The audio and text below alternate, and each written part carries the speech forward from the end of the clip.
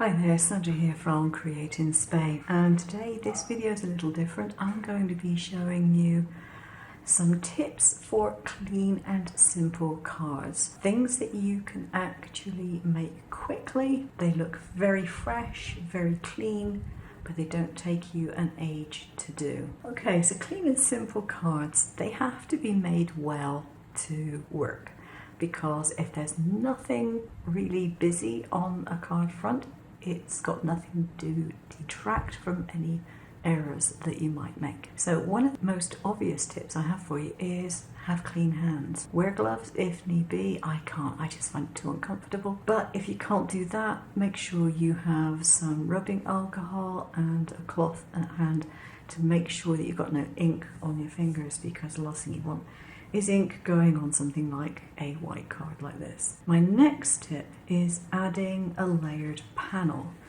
Now this is a layered panel and this has been textured. Now I textured it with a piece of linen put through my embossing machine, and it will give you a linen effect card. Very simple, very classic, makes it look expensive, but it doesn't cost you any extra. I advise keeping to hand some metallic vinyl. It's not a tape. I cut this with my paper guillotine into thin strips. The reason I say vinyl is because it's actually tougher. It's easier to lay down, it doesn't curl up in quite the same way as some tapes do. So it's always a great idea to have some of that gold, silver, bronze, maybe a rose gold if you can find it. So along with that, you might be able to find metallic inks or ink pens, and you can always use those to do the edge. Now when you're doing that, I always say use the chunky tip, because you're not likely to make a mistake then drawing it along the edge, and to actually get it on the card front itself, you can just swipe down the edge of the card and you'll get a nice thin line without any great difficulty. Now you can do a scalloped edge for a card if you want to, if you have a cutting machine or if you have the appropriate metal die to do a scalloped edge card, but you might decide you want to do a scalloped front panel, for example, instead. Limit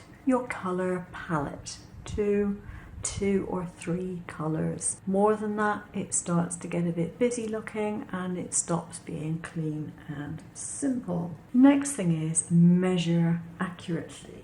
Now, you can get a rolling ruler. I happen to like them. I think they're very good. What you do with a rolling ruler to measure, you will find on one side you have a window that has measurements on it, and you will also find there is a mark going horizontally along here. So you line it up until it says 0, put it down where you want to start measuring and pull back and read off on the numbers. Really useful to do, and it's also got the angles in here as well if you need it, and you've got little pen holes. You would need to have a very fine pen, or most probably I think a propelling pencil, to get through those holes. The other thing you can do, and I have got a file link, it's in the information box below, people, for something like this. Now this is one that I cut as an A6 size.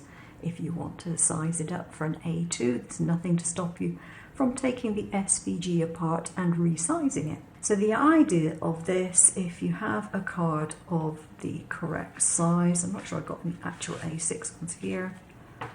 Yeah, that's pretty much an A6. If I use the back here. I've done this so that the outer edge of this cutout is 5mm in from the edge. And what this means is that if you cut your layer to a certain size, you can put pencil marks in here and then add your layer, and that will enable you to actually put your mat on correctly. As long as you've designed the file correctly, then you shouldn't have a problem. Now I've cut mine from plastic, it's document binder plastic, because it is durable. I can still see through it, but it's not going to fall apart. If you don't have any, you can cut it from card, it just won't last you quite as long. Now you might be wondering what these things are, and it's quite simple. The dots in here are the midway of the card in either direction, And then these bits here allow you to do something at an angle if you want to. I've got one here that I made from acrylic, and it's a very handy thing to have around. I've put extra mats on this particular one. The other thing that you might like to do if you haven't got something like this, which has got measurements on it, is to take some graph paper, or design, as I did, some graph paper, and to laminate it. This will allow you to measure things as you go along. It will be easier for you to see whether something is lined up properly. Just a useful thing to have, and of course you can draw on it and wipe it off with alcohol and it'll be as good as new. So I've got this one which has got the bigger squares and the little squares, and I've got that one which has got the same, it's just not as pronounced. So there we are, just normal laminating pouches. Really, really handy. Now when you want to place something, for example on this card here I have these shapes, I put them down on my mat first because I do not want to stick them on the card and then find I've got them in the wrong place. So I stick them down on my mat and I take a piece of press and seal, press it on, lift it up, and then I can position it. Now as with this, you can, if you want, put lines on the top of your press and seal so that if you put your card in place and you have horizontal lines on your press and seal as well, you can make sure that you get it actually lined up correctly. All you have to do is draw them on with a permanent marker and it'll work really well for that purpose. Do not use too much glue. A clean and simple card is only good as clean and simple if it is actually clean. Too much glue on the back of this and you'll see it around the edges and it will be a junk card. Not a good idea. Next one, use the same colour white. If you're doing a white panel, use the same card for the panel as you did for the base, or at least the same manufacturer with a different weight card if you don't want to use a heavy card. The reason for that is there are probably thousands of shades of white and it just looks off if you use two shades of white together and it's supposed to look as if it's the same. And if you have a creamy white base and a bluey white top piece, it doesn't work, it doesn't look. Use a stamp positioner. If you're doing any stamping on your card, the last thing you want is for the stamping to go wrong. If you are stamping and you are not very sure of your stamping prowess, using a positioner such as this one, I've got Tim Holtz one, makes life that much easier. You simply put your card in, put a couple of magnets on to hold it in place, put your stamp where you want it, make sure it's lined up properly, and then close the lid. Lid picks up the stamp, you then ink it and then press it. And of course, because it is held in place, if you need to press it again, stamp it again, it will do that for you without it moving. When it comes to your stamping, don't always go with a straight line stamp. Try and find something that really enhances the design, like this one does. There is a gap there, the stamp just happens to fit really nicely in that area.